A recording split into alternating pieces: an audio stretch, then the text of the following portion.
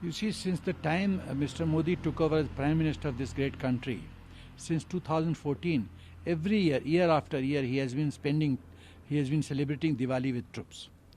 Now, with whom do you spend your festivals? With the family? So since 2014, Mr. Modi has been spending all Diwalis with the troops. That means he considers Indian Armed Forces as his family. And he is part of the family. Actually, he is the father figure of this great family. And this sends a very strong message. It sends many messages. Firstly, it sends a message that Mr. Modi, Prime Minister of this great country, respects the services rendered by Indian Armed Forces to the nation. He respects the sacrifices made by Indian Armed Forces. With this, the morale of Indian Armed Forces goes up. That when the Prime Minister of the country is with us, the morale obviously shoots up. It sends a message to the enemies that the Prime Minister of the country totally backs Indian Armed Forces. In the past, it was not so. The previous governments used to follow the policy, use and throw. Use the armed forces and throw them. Don't worry about their welfare. But since the time Mr. Modi has taken over, he is Indian Armed Forces centric. That means his whole attention is how to strengthen Indian Armed Forces, how to raise the morale. You talk of appointment of Chief of Defence Staff, which was recommended by Kargil Committee. You talk of National War Memorial. You talk of buying Rafale. You talk of manufacturing submarines within the country. You talk of India making Atmanirbhar Bharat. And you talk of Indian Armed Forces requesting government that 101 items will be locally manufactured by local industry and given to us. So Indian Armed Forces said that vocal for local. All these things are happening under Modi's leadership, Mr. Modi's leadership. So it is a very, very important gesture, and we are proud that we have a Prime Minister who is solely concerned about the morale of Indian Armed Forces.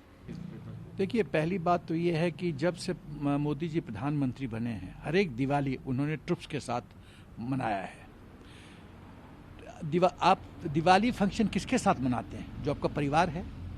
इसका मतलब है जो मोदी जी 2014 से दिवाली बना रहे हैं troops के साथ, इसका मतलब है आर्म्ड फोर्सेस को, भारतीय सेना को वो अपना परिवार समझते हैं, परिवार मानते हैं, और परिवार के फादर फिगर, मुखिया होने के नाते वो परिवार के बहुत महत्वपूर्ण मुखिया हैं.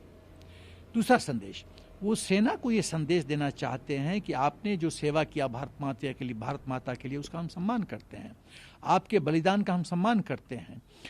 इससे क्या होता है कि जो भारतीय सेना का जो मोराल है वो बहुत आकाश छूता है कि जब प्रधानमंत्री हमारे साथ है तो हमें किस बात का फिक्र. भूतकाल में क्या होता था कि जो पहले गवर्नमेंट थे वो यूज एंड थ्रो कल्चर इस्तेमाल करते थे, इस्तेमाल करो और भूल जाओ फौज के बारे में.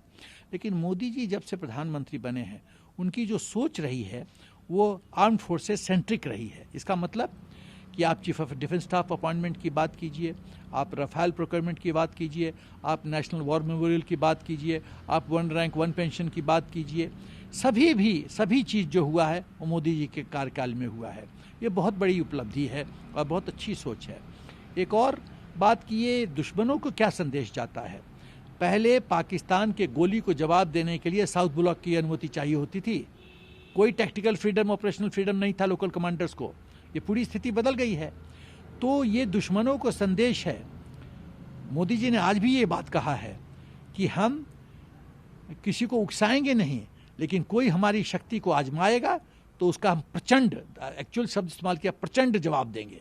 ये संदेश बहुत साफ है कि तुम यदि कुदृष्टि रखोगे तो हम तुमको अपंग कर देंगे. बहुत साफ है. तो ये बहुत बड़ा संदेश है और मेरा ख्याल है राष्ट्र हित में है और ये बहुत बड़ी बात है. और ये जो संदेश है कि हम तुम्हारे साथ हैं, ये बहुत बड़ी बात है, क्योंकि ये आज मोदी जी ने ये भी कहा, जब हम आपके पास मिठाई लेके आए हैं, हम खाली प्रधानमंत्री के रूप में नहीं आए हैं, हम तुम्हारे परिवार के सदस्य के रूप में आए हैं और 130 करोड़ आबादी के शुभकामनाओं को लेके आए हैं, उनके तरफ से मिठाई लेके आए हैं. बहुत बड़ी बात है. 130 करोड़ का प्रधानमंत्री ये बात कह रहे हैं, ये बहुत बड़ी बात है. तो ये बहुत बड़ी उपलब्धि है और दुश्मन को बहुत कड़ा संदेश दिया है और ये राष्ट्र हित में है और बहुत अच्छी बात है. और एक सेनानी होने के नाते मुझे गर्व होता है कि हमारे प्रधानमंत्री इस तरह के हैं. You see, Indian arm forces have 2 roles, primary role and secondary role. What is primary role? Safeguard the border. What is secondary role? Ensure that there is peace and tranquillity within the country. And how do you ensure peace and tranquility? When in crisis, in disaster situation, during aid to civil authority, Indian armed forces are asked to perform their role. And we have been doing it.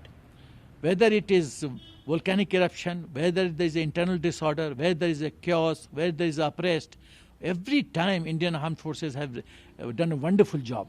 Whether people are drowning, when there is a flood, you see the role of Indian armed forces, Indian army.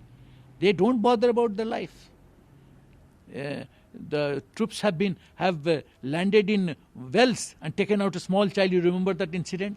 So Indian armed forces, very rightly Prime Minister Modi has commented that Indian armed forces are totally for the nation. We have only one job to do: make the country safe, make the border safe. And for that we leave no qualms, we leave no stone unturned. And very rightly Mr. Modi has commented it. देखिए, आपको समझने की जरूरत है कि भारतीय सेना का दो रोल है: प्राइमरी रोल, मुख्य रोल, और सेकेंडरी रोल, अगला रोल। तो प्राइमरी रोल क्या है कि बॉर्डर को सुरक्षित करो। सेकेंडरी रोल क्या है कि देश के अंदर शांति बरकरार रखो, और जब भी एड टू सिविल अथॉरिटी के तहत देश को भारतीय सेना की जरूरत पड़े तो वो रोल अदा करो, चाहे वो भूकंप हो, चाहे वो बाढ़ हो, चाहे वो सिविल अनरेस्ट हो, चाहे वो मॉब भीड़ लगा के सरकार के एसेट्स को बर्बाद करने की कोशिश करे। वो सब समय हिंदुस्तान की सेना एकजुट होकर पूरा अच्छा काम करती है। तो मोदी जी ने सही कहा है कि आपने दोनों फ्रंट पे जिस तरह से सफलता पाई है वो काबिल तारीफ है, वो आप ये प्रशंसा के पात्र हैं, ये उन्होंने उल्लेख किया। You see, this incident occurred when Pakistan Army engaged two of our defenses and provided cover to border action team to infiltrate 250 meters inside Indian territory. And Naib Sudar of 22-6 Regiment, Paramjit Singh, was brutally beheaded, and one head constable from BSF. Indian Armed Forces, Mirage 2000, 8 of them used SAW, which is a bomb which has a range which has the range of 100 kilometers. So from a standoff mode, they took on and destroyed all these bunkers. And also 155 millimeter howitzer was used to destroy Pakistan forces. So very strong message that if you kill two of our soldiers, your casualty will be double or triple of that. So I think it's a very good message which has gone to Pakistan, and hopefully Pakistan should learn a lesson. देखिए, पहले इसको समझने की ज़रूरत है कि पाकिस्तान ने किया क्या। पाकिस्तान की आर्मी ने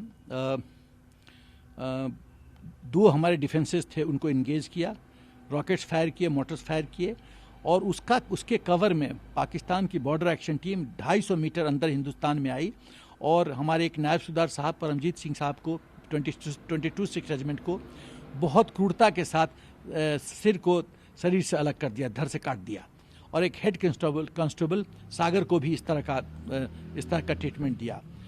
तो भारतीय सेना ने रिटेलिएट किया। कैसे रिटेलिएट किया? इंडियन एयरफोर्स के 8 मिराज स्टैंड ऑफ मोड में 100 एक बॉम्ब है जिसका रेंज है 100 kilometre. So stand of mode मतलब हिंदुस्तान के बॉर्डर के अंदर से हमने आईबी नहीं क्रॉस किया, अपने बॉर्डर के अंदर से हमने वो चारों बंकर को बर्बाद कर दिया, और थल सेना ने 155 मिलीमीटर हॉविट्जर का इस्तेमाल करके पाकिस्तान फोर्सेस को बर्बाद किया। ये बहुत बड़ा संदेश है पाकिस्तान को कि यदि तुम हमारे 2 कैजुअल्टी करोगे तो तुम डबल या ट्रिपल अनुपात में कैजुअल्टी लेने के लिए तैयार हो। हम चुप नहीं बैठेंगे। ये पुराना हिंदुस्तान नहीं है जो कि पुराने सरकार में, मनमोहन सिंह सरकार में क्या होता था कि पाकिस्तान ये हरकत करता था तो हम मोटर से जवाब देते थे। मोटर का क्या रेंज है? 100 मीटर्स। और ये 100 बॉम्ब का क्या रेंज है? 100 किलोमीटर्स। कहाँ 100 मीटर्स और कहाँ 100 किलोमीटर्स, ये फ़र्क है। तो अब तो हमको ये स्ट्रैटेजी बहुत अच्छा लग रहा है कि स्टैंड ऑफ मोड में पाकिस्तान के 70-76 जो लॉन्च पैड्स हैं उनको भी बर्बाद कर दिया जाए। तो ये इस तरह से जब रफ्तार रहेगा तो पाकिस्तान को थोड़ा मोड़ा सेंस आएगा कि ये जो कीमत पाकिस्तान को चुकाना पड़ता है वो बहुत महंगा है, तो थोड़ा सा तो ब्रेक लगेगा पाकिस्तान पे।